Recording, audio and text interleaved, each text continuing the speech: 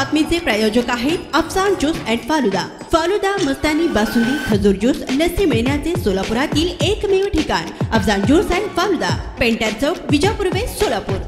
मार्ग फाउंडेशनच्या वतीने आज पूनम गेट येथे दक्षिण सोलापुरातील दुष्काळग्रस्त गावात पिण्यासाठी पाण्याचे टँकर आणि जनावरांसाठी चारा छावणी तसेच शहरात उद्भवणाऱ्या कचरा या संदर्भात आंदोलन करून एसी मध्ये बसणाऱ्या प्रशासनाला जागे करण्याचा काम मार्गने केला आहे।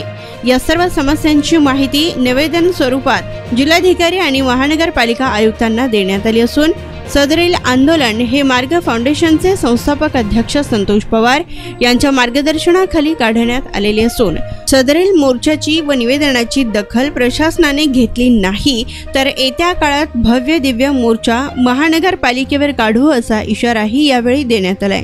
दक्षिण सोलापुरात कॅनलद्वारे पाणी न सोडणे, गावकऱ्यांना शुद्ध पिण्याचे पाणी न मिळणे, जनावरांच्या चाऱ्यांचा प्रश्न तसेच शहरात उद्भवणाऱ्या कचऱ्यामुळे नागरिकांना होणारा त्रास, शहराच्या अनेक भागात घंटागाडी 7 ते 8 दिवसाला येणे अशा अनेक समस्यांनी नागरिक ग्रासले आहेत।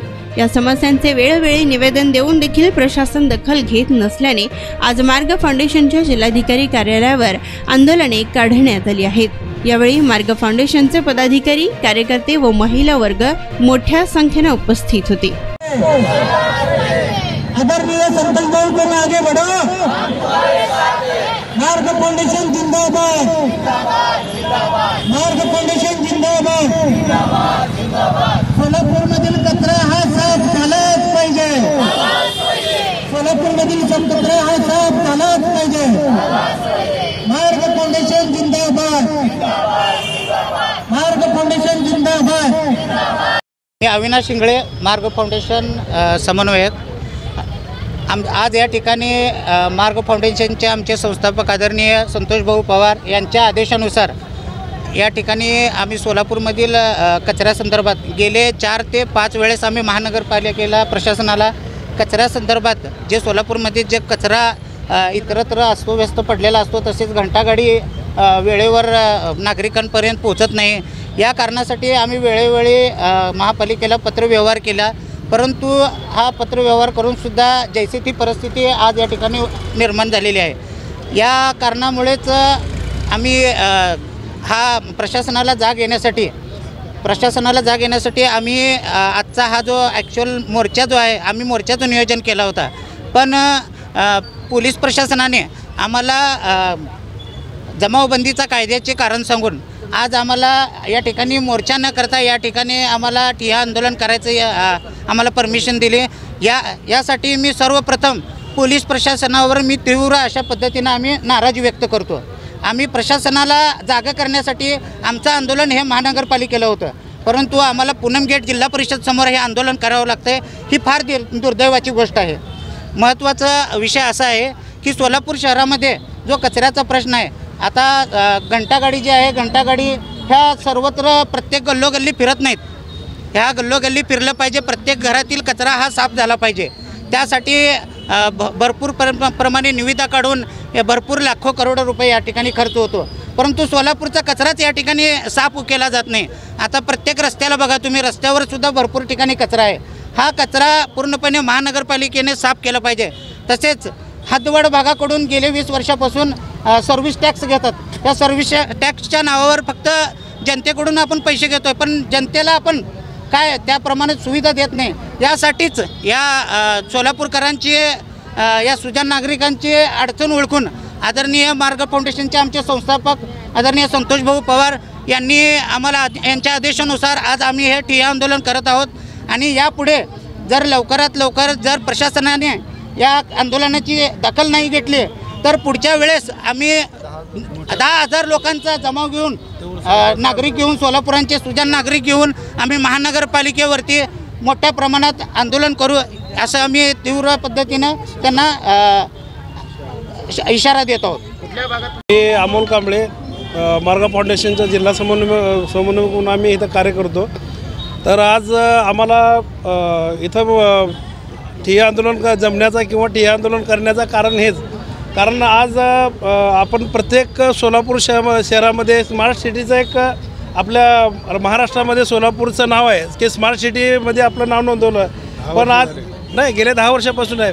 पण आज आम्ही येताना जोड बसवनाथ चौक ते इथे यायच्यापर्यंत आज आम्हाला आपले जे सिव्हिलचे चौक आहे त्या सिव्हिल चौकामध्ये जे सिव्हिल दवाखाना आहे त्या दवाखान्याच्या समोर एवढा मोठा कचरा आहे की तिथं आम्ही बघितल्यानंतर फोटो वगैरे काढलो तर ही व्यवस्था कुठं तर आपली ही थांबायला पाहिजे. आणि हा विषय बोलले चारा छावणीचा काय विषय? चारा छावणीचा विषय असा आहे सर की आता कसं आहे आम्ही परवा दिवशी पुण्यावरून येत असताना आम्ही उजनी धरण जे आहे त्यामध्ये येत असताना पाहिलं की जे काय पाणी पातळी आहे ते मायनसच्या पलीकडे गेलेले आहे. त्यामुळं आहे ना जे ग्रामीण भागामध्ये जे जनावरं वगैरे आहेत यांच्यासाठी आता हे उन्हाळ्याचे दिवस असल्यामुळं त्यांना चाऱ्याचा म्हणा पाण्याचा म्हणा असं प्रत्येक गोष्टीचा एक हो मागणी काय आहे? मागणी म्हणजे आम्हाला लवकरात लवकर चारा छावणी मिळाले पाहिजे आणि सोलापूर शहरामध्ये पाण्याचं नियोजन व्यवस्थित झालं पाहिजे. आणि जे भाग आहेत नीलमनगर म्हणा स्वागतनगर किंवा जुळे सोलापूर अशा प्रत्येक भागामध्ये घंटागाडी गेले पाहिजेत.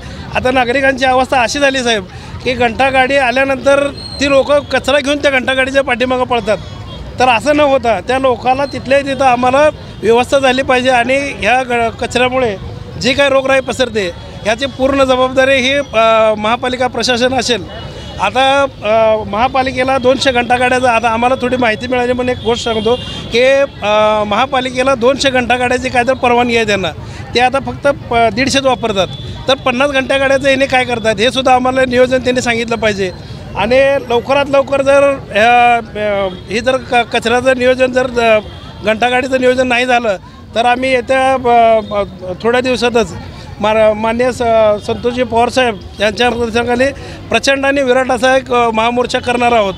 आणि माझं म्हणणं एवढंच आहे की आम्हाला पोलीस प्रशासनानं जे काय आम्हाला मोर्चाचे न हे देतात ठिय्या आंदोलनात जे आम्हाला आंदोलनाची जी परमिशन दिली त्याबद्दलसुद्धा आम्ही त्यांचं आभार मानतो त्यांचं. कारण कसं असतं पोलीस प्रशासन हे सुद्धा जरा प्रत्येक जबाबदारीचं हे आहे.